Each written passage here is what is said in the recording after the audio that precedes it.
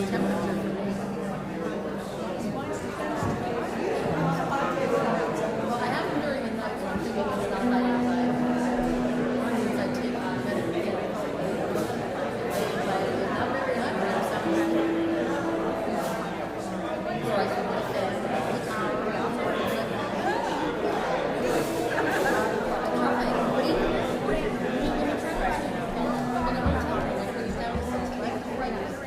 And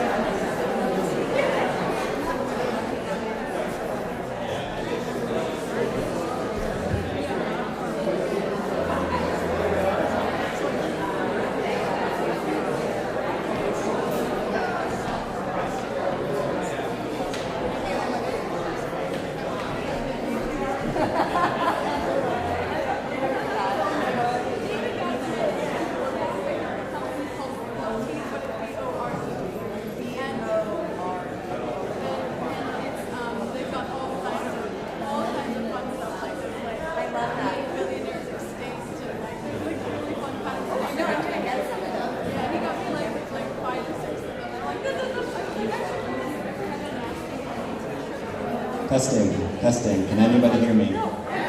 Awesome.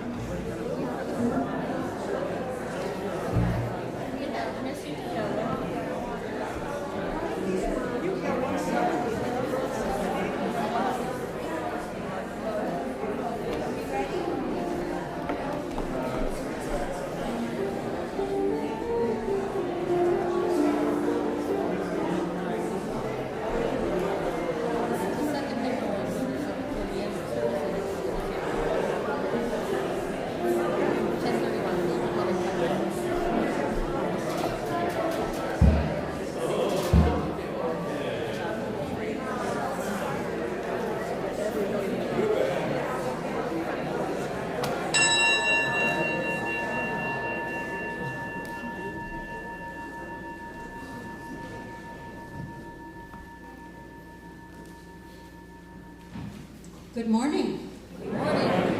And welcome to Mainline Unitarian Church. My name is Susan Tackar, and I'm a member of the Board of Trustees here at MLUC. Before we get started, I wanted to thank our amazing tech team.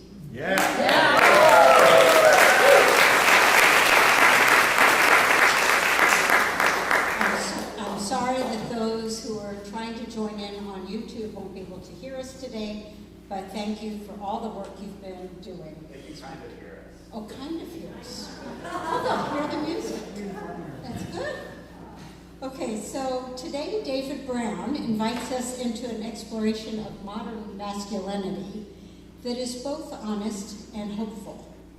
He names what is broken in our culture's understanding of what it means to be a man, while lifting up a vision of masculinity rooted in emotional openness, compassion, kindness, and strength.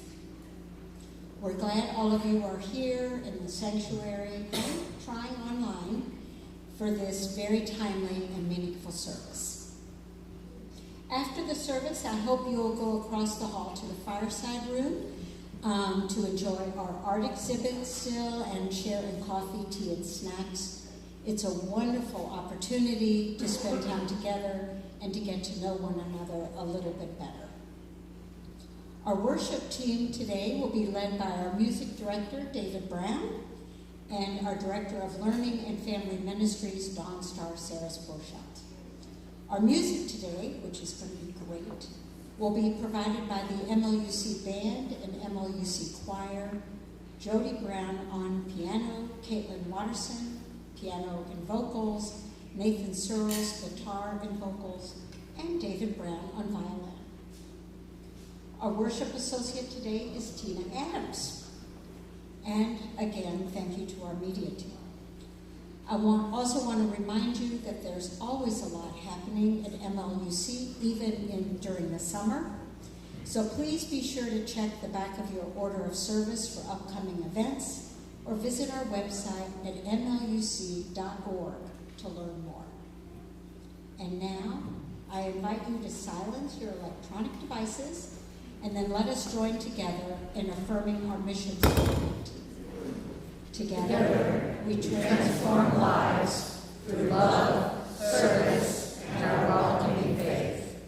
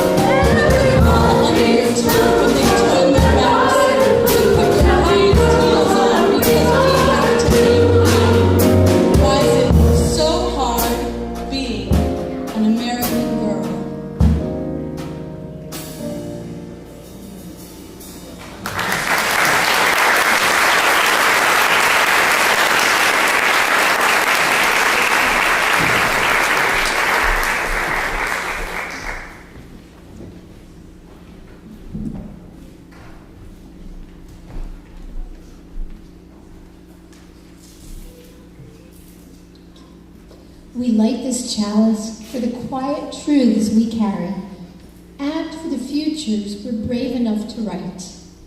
In this circle, we honor the courage it takes to live openly, the softness that sustains us, and the joy and power that grow when we gather. As the chalice glows, may we feel steadiness rise in us. May we trust that our becoming, messy, radiant, unfolding, holy belongs to us.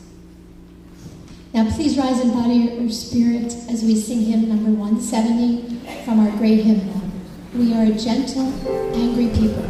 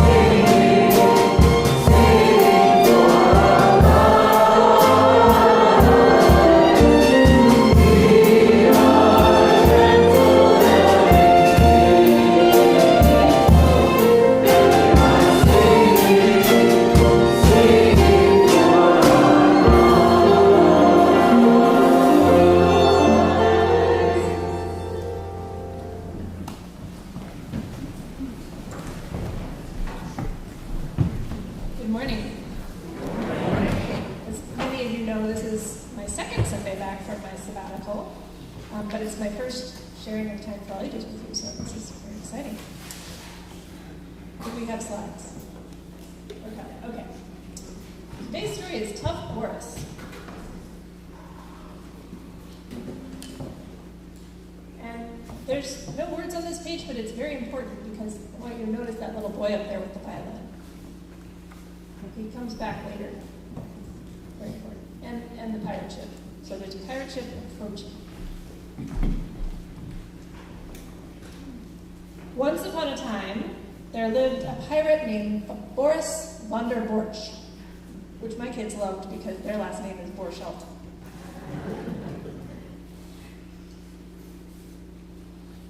He was tough. All pirates are tough.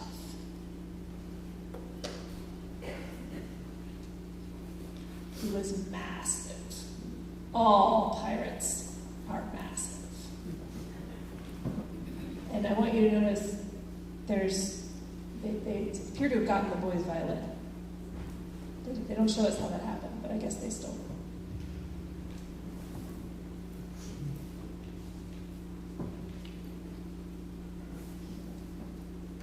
There we go. No? I feel like we're missing a page. We are. However, he was scruffy. All pirates are scruffy.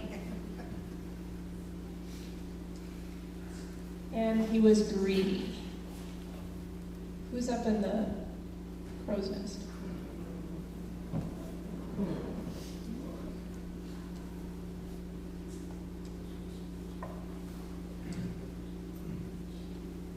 All pirates are greedy. What else is happening on this page?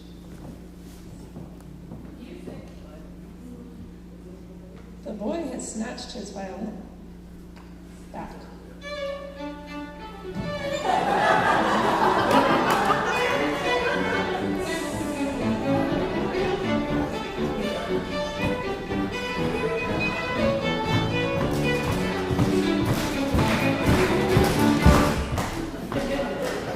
Okay, Boris was fearless. He is not afraid of the violin thief. All pirates are fearless. So they're all searching for the violin thief. He was scary. All pirates are scary, but they apparently like music.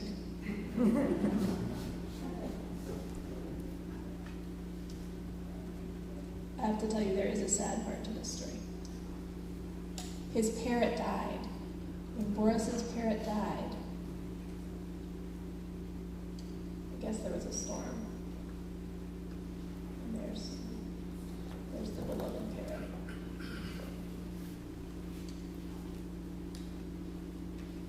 He cried and cried.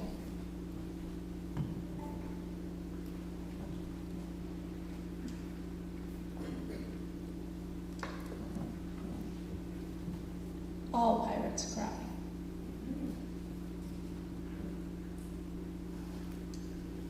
And so do I. There's the boy who's been left back on his beach with his violin. Invite children and youth to meet me in the atrium to go to their classes. See you in coffee.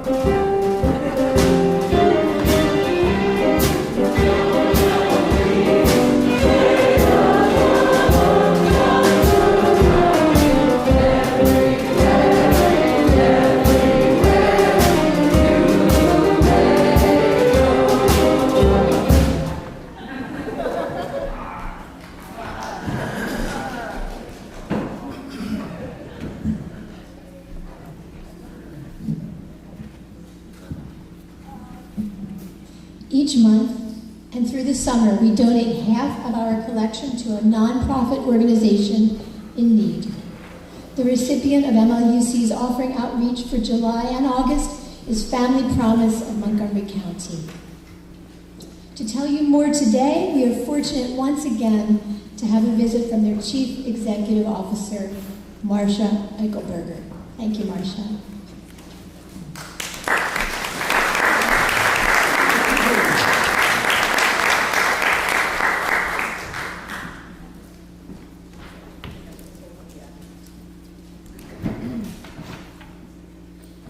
Oh, good. So I'm up. Is this good? All right.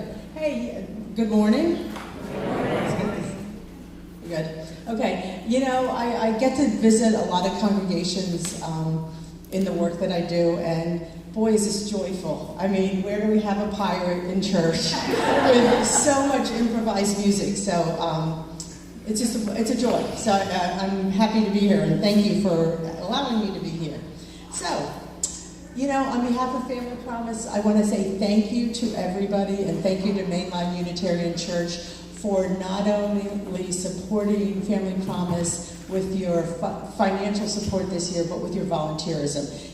Amy reminded me this morning that you guys have been doing this with us for 15 years. That is not just a fly-by-night ministry. That is a ministry that you are committed to, and we don't do this work without the support of the faith community, and we are indebted to you for that. And I want to just talk to you a little bit today. I have a few numbers. We just wrapped up our fiscal year, and so a few things to share with you about what's happening at Family Promise.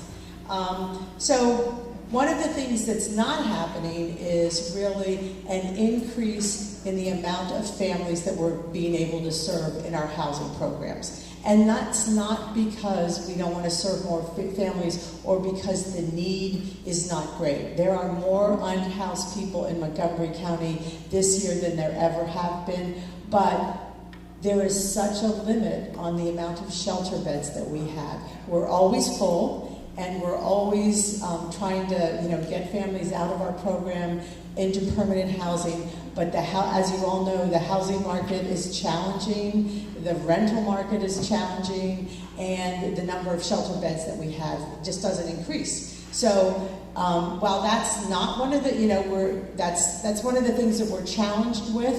One of the things one of the areas that we have seen an increase is in our food pantry, which is an important piece of helping everybody who is facing, financial strains to stay on their feet. So let me just share with you. So we saw a dramatic increase in our food pantry. In 2019, we served 518 unique households. Last year, that number grew to 676. And at the end of this fiscal year, which was June 30th, it was 798 unique households, which is really over 2,500 individuals. 798 families, unique families, came to our food pantry looking for food. And the way our food pantry works is that you can come twice a month, you can come every other week, and we have been abundantly blessed with food from the community and from Philabundance,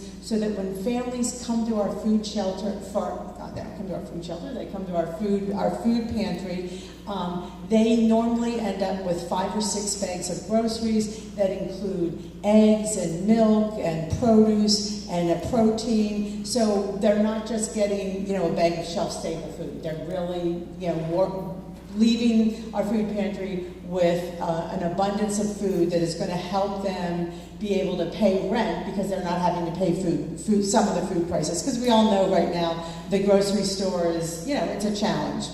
So, what I want to say to you is, your investment, your support of our programs help the community with our food pantry. And a new program that we're launching next month is a really dedicated prevention, diversion, and stabilization program. And what that means, we're investing $400,000 in hiring a case manager and funding for rental assistance, because we know if people can avoid homelessness, they're a lot better off. So if we can provide a family with rental assistance of $1,500 because they fell behind on their rent, and keep them in their apartment, that's where we're going to be able to see our growth, and that's where we're going to be able to support the community in a different way. So that's one of the newest programs that we're launching this coming month. We've been very blessed with getting some funding from our state government that has allowed us to invest in this program, and the funds from organizations and the faith community like you. So that's on one hand, it's not a great message because, we are in such challenging times, but on the other, we are thankful for your support, for allowing us to think about some new initiatives, because we can't expand our housing program. How we're going to be able to expand it is by helping people upstream. And so thank you again for making Family Promise Modco and Mainline part of the work that you do, and thank you for the fun music and the inspiration that I get here every time I come. So thank you to everybody.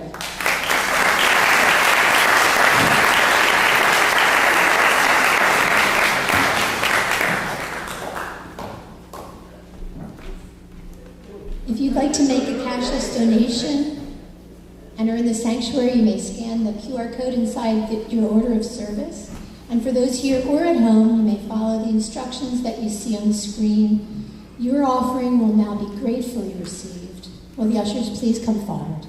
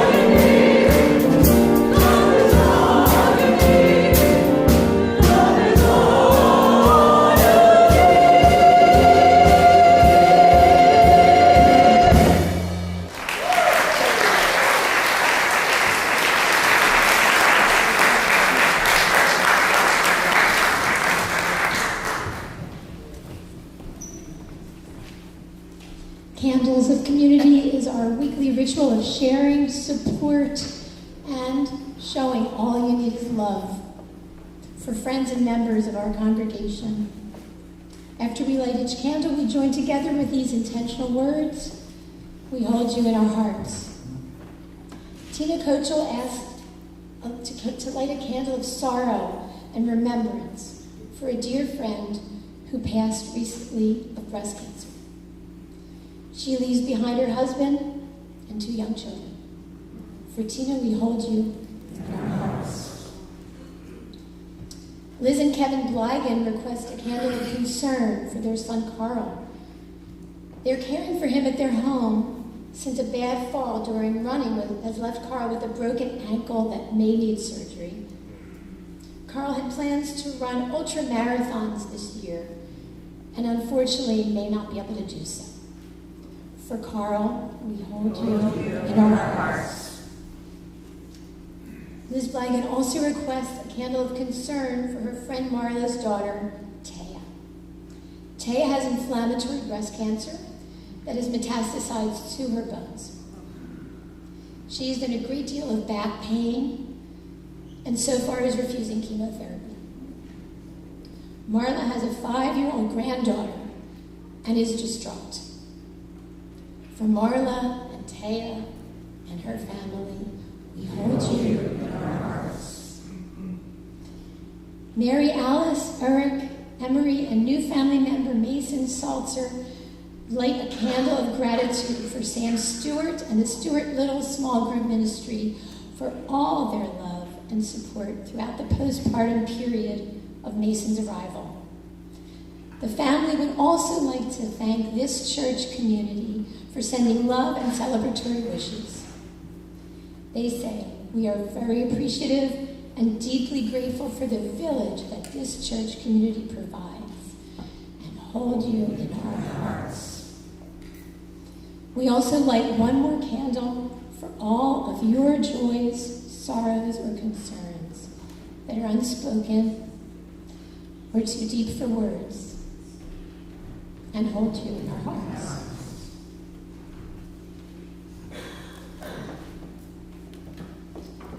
A reflective reading is a poem by Mary Oliver called The Journey. One day you finally knew what you had to do and began, though the voices around you kept shouting their bad advice, though the whole house began to tremble and you felt the old tug at your ankles. Mend my life, each voice cried. But you didn't stop. You knew what you had to do, though the wind pried with its stiff fingers at the very foundations, though their melancholy was terrible. It was already late enough on a wild night and the road full of fallen branches and stones. But little by little, as you left their voices behind, the stars began to burn through the sheets of clouds, and there was a new voice which you slowly recognized as your own, that kept you company as you strode deeper and deeper into the world, determined to do the only thing you could do, determined to save the only life you could save.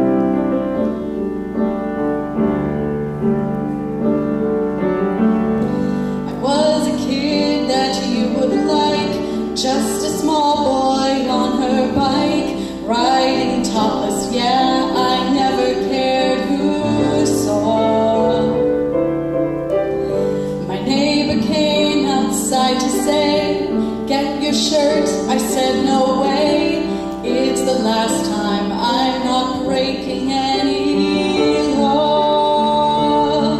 And none in this clothing store. And the signs say less is more. More that's tight means more to see. More for them, not more for me. I can't help but climb a tree 10 seconds flat when I was a boy.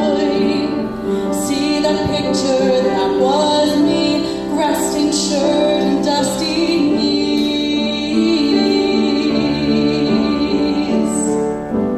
And I don't know what I've gotta change. They've got pills to sell, they've got implants to put in, they've got implants to remove. But I am not forgetting that I was a boy too.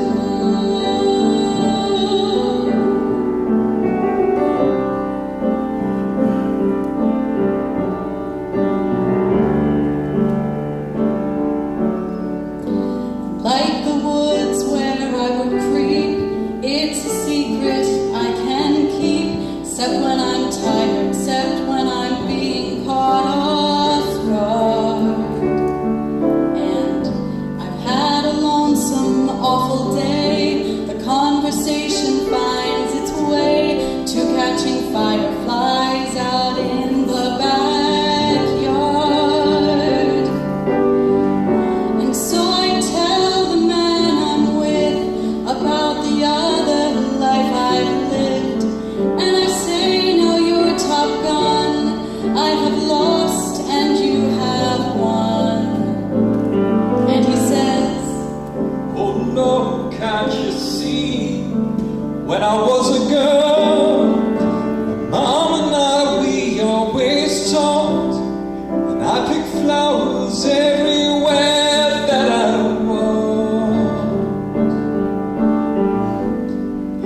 And I could always cry. Now even when I'm alone, I seldom do.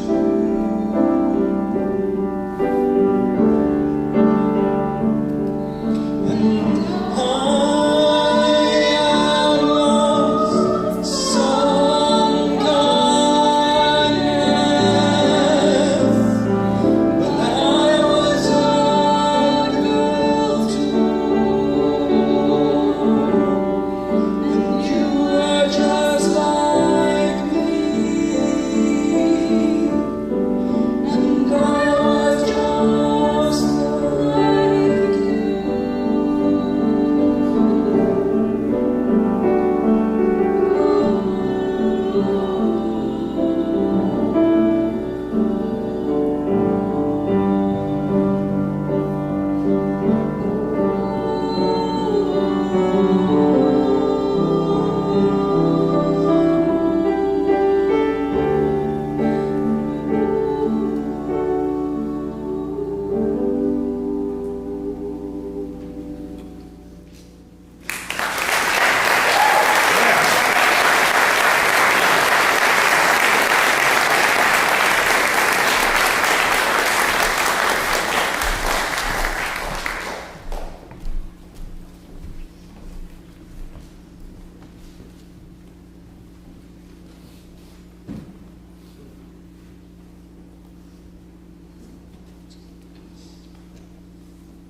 Well, thank you, Caitlin, the woman who taught me that nothing in this world is stronger than kindness, and Nathan, one of the icons of gentle, compassionate masculinity in my life.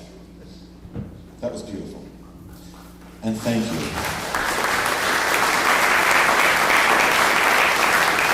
Thank you, Bill, for introducing me to that wonderful song that I didn't know before about a week and a half ago. And while I'm being grateful, my God, Sam, you're a superhero. We were all panicking, what on earth are we going to do this morning? And we have sound.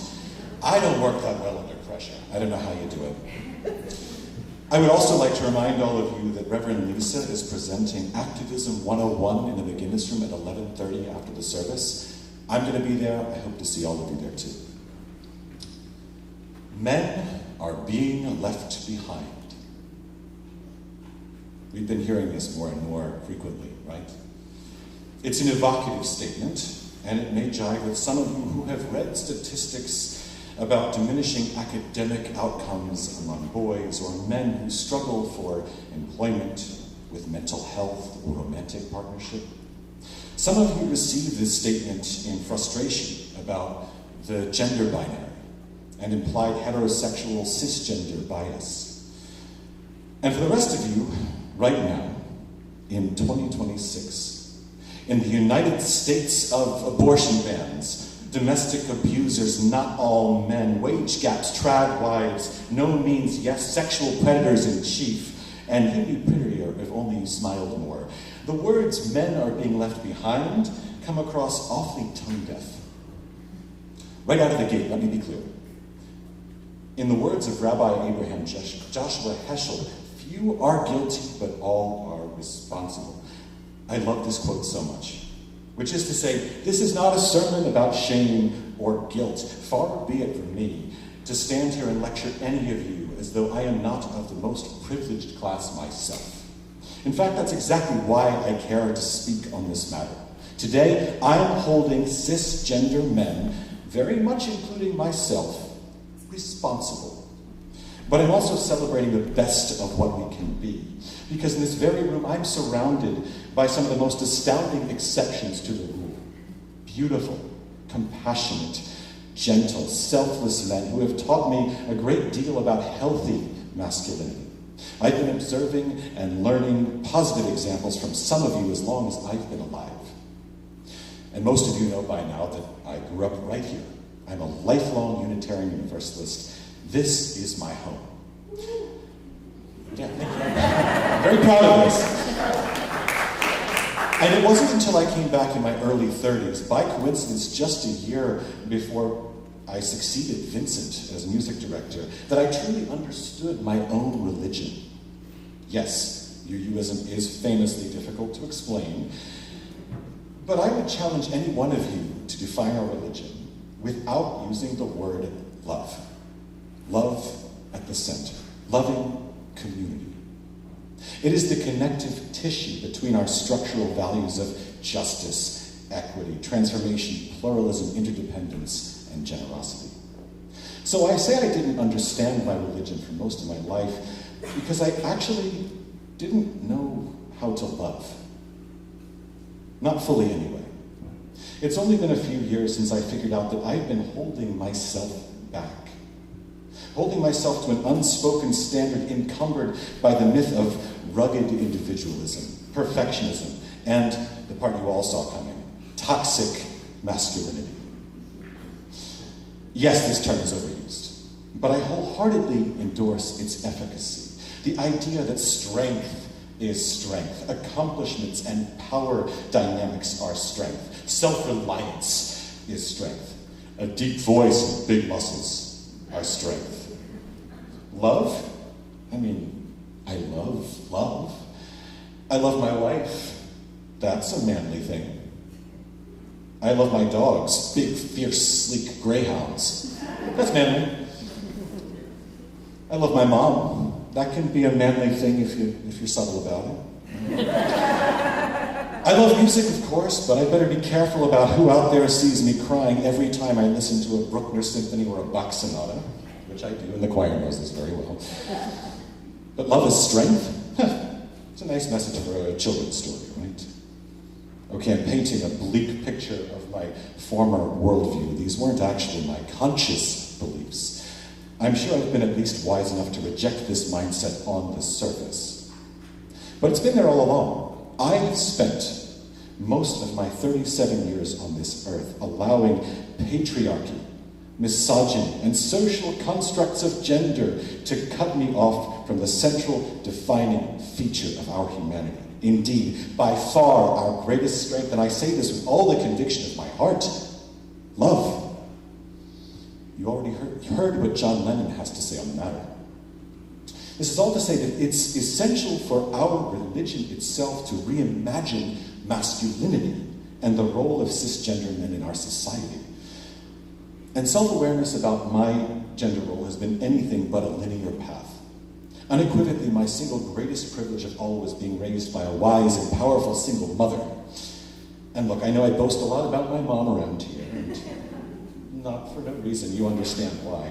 But I will never have enough words to impart to all of you the extent to which she supported and protected my siblings and me when we were growing up. Thanks to her, I've always been mindful of gender roles and sexism. I actually remember our very first conversation about feminism. I must have been about 6 or 7, and I didn't think it was right that girls should be treated better than boys. I mean, it is fun, right? But what my first grade brain conjured in the absence of information about feminism is literally what right-wing media teaches grown-ass adults is feminism. My mom replied, merely asking me a series of questions along the lines of, do you believe that all people should be treated as equals regardless of gender identity? And of course I agreed. Most importantly, she asked, and are you willing to speak up when you see men putting women down? Well, why wouldn't I be? So in so many words, she gently affirmed that I was indeed a feminist, and that is the most manly thing that a man can be. I had the best possible influence, but it wasn't nearly enough. It was the 90s. I was a cis boy and straight, so what was the only insult worse than being likened to a girl? Being gay. Synonymous with stupid or lame. A particularly influential man in my life routinely threatened to me that if I turned out to be gay, he would take me out back and shoot me. And that's the nicest thing I can say.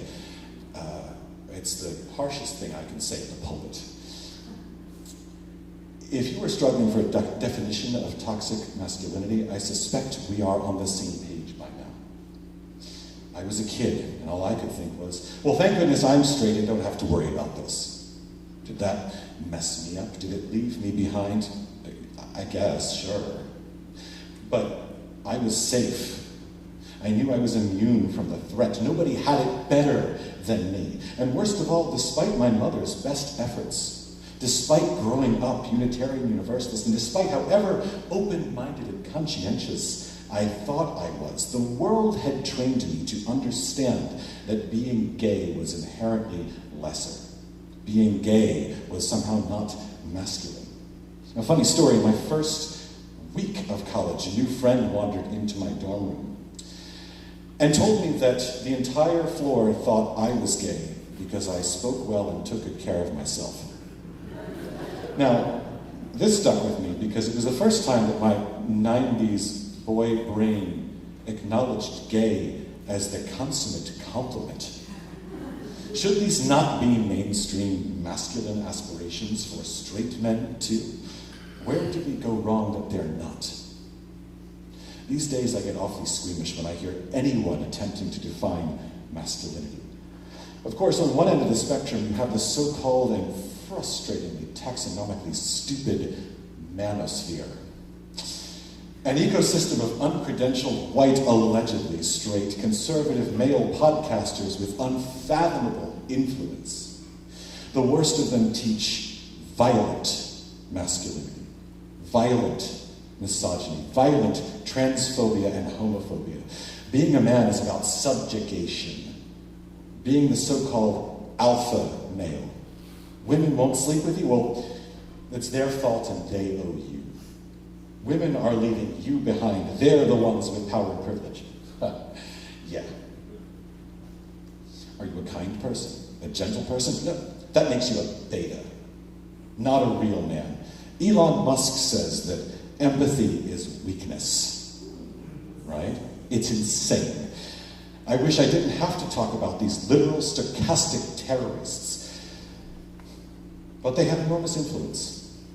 Now, on the other end of the spectrum, you have well-meaning progressive voices who do their own harm. I doubt they see it this way, but they're meeting the violent misogynists in the middle, conceding that there is technically biology dictating the roles of males and females, males with XY chromosomes and testosterones, are hunters and protectors, and females with XX chromosomes, and estrogen are nurturers and homemakers, and men can go out and be violent, women stay at home.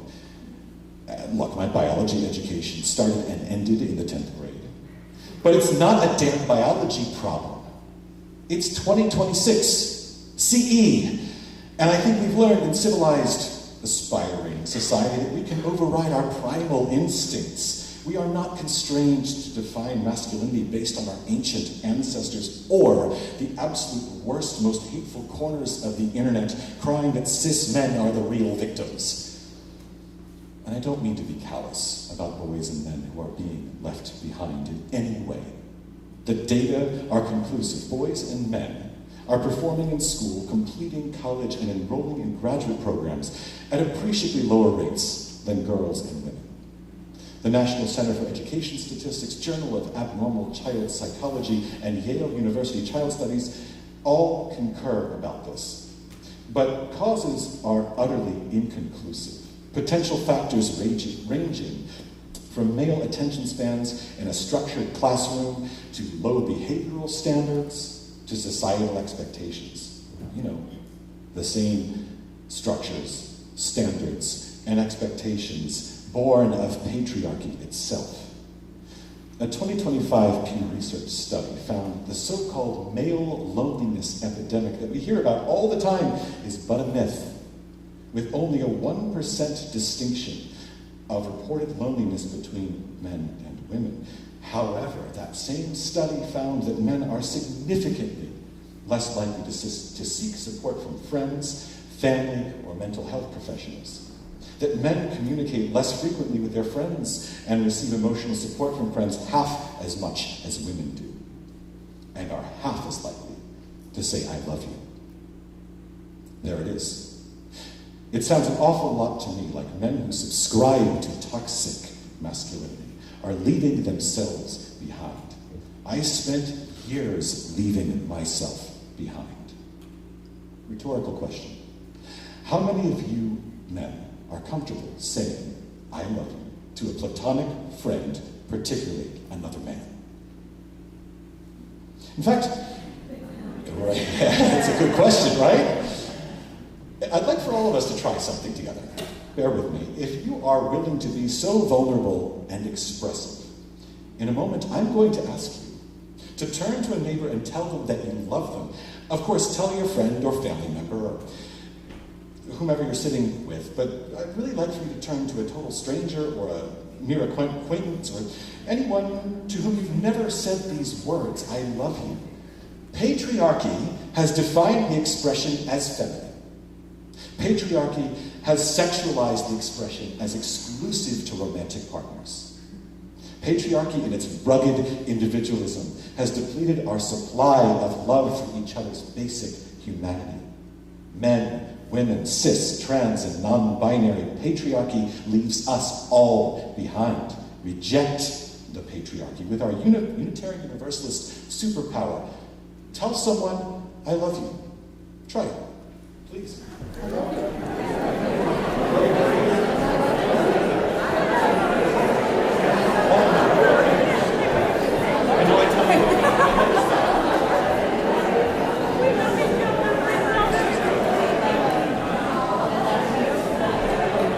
It feels good, right? It's powerful. It's emotional. That, my friends, is healthy masculinity. And of course, it's equally healthy femininity. And by definition, then, healthily non-binary, too. And that's the thing. The gender binary altogether is a social construct, a relic of our attempts to organize a society based on physical traits rather than intellectual or social factors. For a while now, the ultimate gotcha question in right-wing debate forums has been, what is a woman?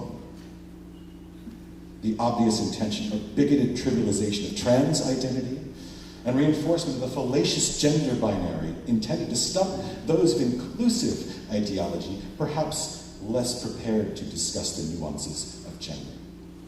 Now, I'm about as qualified to lecture about gender as I am about genetics. But there's an easy answer to this question. that even a violinist can understand. And I hope you all get a chance to trounce a hateful provocateur with this response. What is a woman? A person who effing says she is. Right? Only you get to pronounce effing the right way. So, what is a woman? A person who says she is.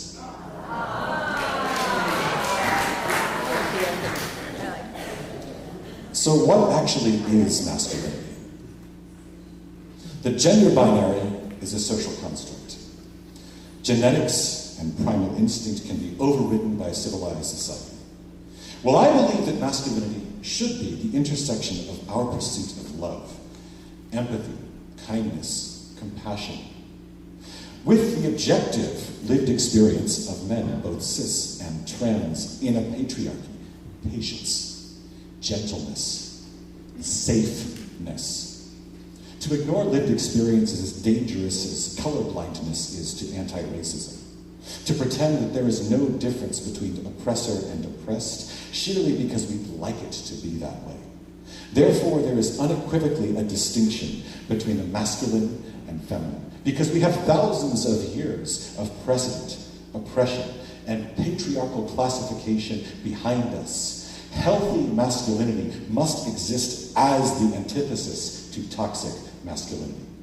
That is what makes a real man. Now, one way in which I will actually agree with the mainstream discourse around masculinity is the lack of prominent male role models for young men. Our youngest adults, our youngest voters, grew up with Nick Fuentes, Andrew Tate, Charlie Kirk, Donald Trump.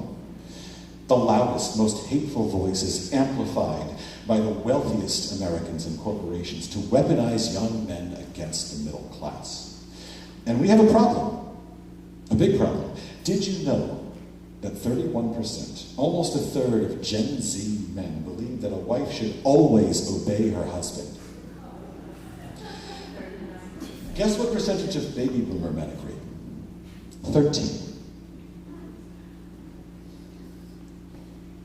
Now, 33% of Gen Z men believe that the husband should have the final say in all important decisions, compared to just 17% of boomer men. Are you as shaken by this as I am? None of us will single-handedly take on systemic misogyny, LGBTQIA plus hate, and general toxic masculinity alone. But there are small things we can all do to make a big impact. We can think carefully about our own behaviors and language, the ways that we perpetuate patriarchy in subtle, insidious ways. I don't think that anyone who attends MLUC knowingly disparages anyone else on the basis of gender. But we may do so unknowingly. Men talking over women as a default, assigning gender roles in arbitrary situations, purchasing, say, children's toys or clothes, speaking with a husband versus a wife or vice versa about certain issues. You've all heard this stuff, but have you challenged yourselves to be the exception, to go above and beyond to deconstruct patriarchal systems? Men, can you recall the last time you willingly relinquished power to a non-cis male colleague, friend, or family member because they were otherwise locked out of power? Actively supported a non-cis male candidate for public office? Allowed yourself to cry sheerly because you felt so moved in the moment? Acknowledged that your expression of anger was threatening? Said I love you to a platonic friend because you simply couldn't imagine your life without them? Men, let us free ourselves to love openly. Not only to allow ourselves the mercy to emote and express ourselves as human beings, but to elevate everyone else around us, because they don't have our societal power yet. What a profound expression of love. If men are truly being left behind in any way, let us challenge toxic masculinity at every opportunity, because patriarchy behooves nobody. Yes, of course, men have a ton of privilege, and we better acknowledge it. But male loneliness, academic disparities, self-doubt, involuntary celibacy, incels, are all byproducts of power unearned. It's the whole point of DEI, diversity, equity, and inclusion, not to check diversity boxes as the right would have you believe, but to make damn sure that more qualified people are not being passed over for underqualified cis white men. How good do you feel about yourself when you cheat and then win the game? I cheated all the time as a kid. Snuck a few Monopoly bills when no one was looking. Peeked at someone else's cards. I was obsessed with winning. And for what? I felt nothing. Elon Musk, Mr. Empathy. He's the richest person in the history of the world, and he paid $44 billion of his apartheid Emerald Mine Inheritance tech investments genius cosplay money to purchase an entire social media platform just to get people to pay attention to him. In some pathetic, literally pathetic way, to feel loved. You think it's working? No. I'm glad I figured out my shit by playing board games in elementary school. Now, it's the essence of liberation theology, originally a Christian theological approach, but prevalent in UUism, that none of us are free until all of us are free. Men will not truly thrive until we ourselves have led the charge to free our whole society from the vice grip of toxic masculinity that stifles our collective capacity for love. Because real men use their power of privilege to stand up for everybody else. Real men are feminists. Real men accept all who identify as men to be among their own. Real men are vulnerable. Real men take no pride in testosterone-fueled anger. Real men reject violence. Real men cry. Real men self-reflect. Real men believe women. And as Caitlin has taught me through her own example over 13 years of marriage, real men, above all else, are kind. There is no greater, more masculine strength than kindness. It was only once I accepted this truth that I became a real man. And it is the honor of my life to be among so many real men in this community, this loving community that I forever call my home. I now invite you to rise in body or spirit as we celebrate the most masculine pursuit of all, hymn number 1031, Filled with Loving Kindness. May I be filled with loving kindness. May I be well. May I be filled with loving kindness.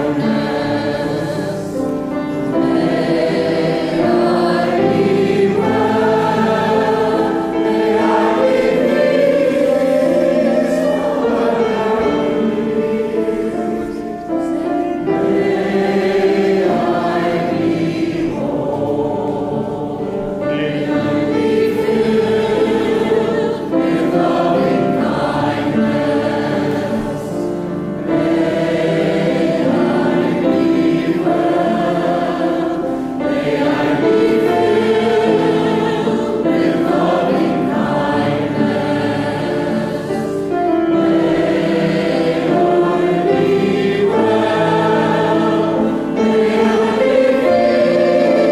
peace forever.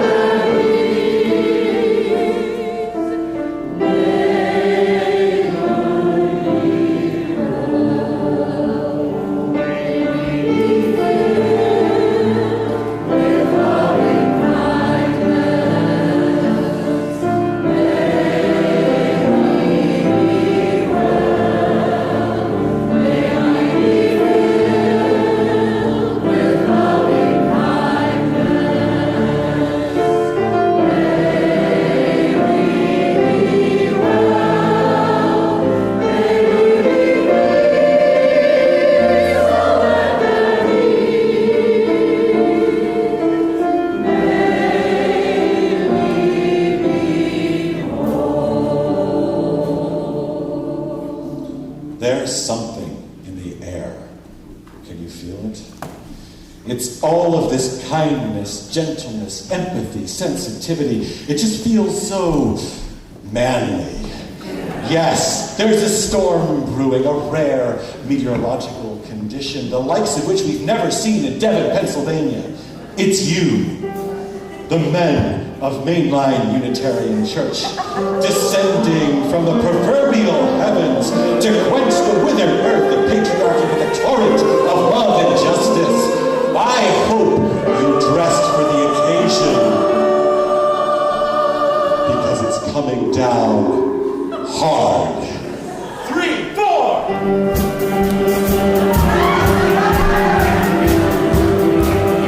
Hi, we're your choir girls, and we got news for you. Get ready, all you lovely souls, and leave those umbrellas at home.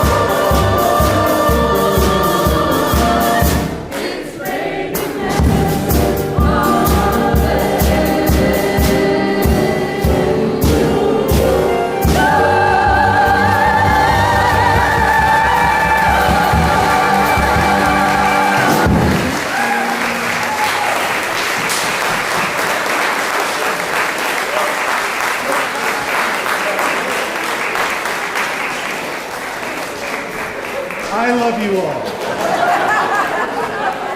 And we love you.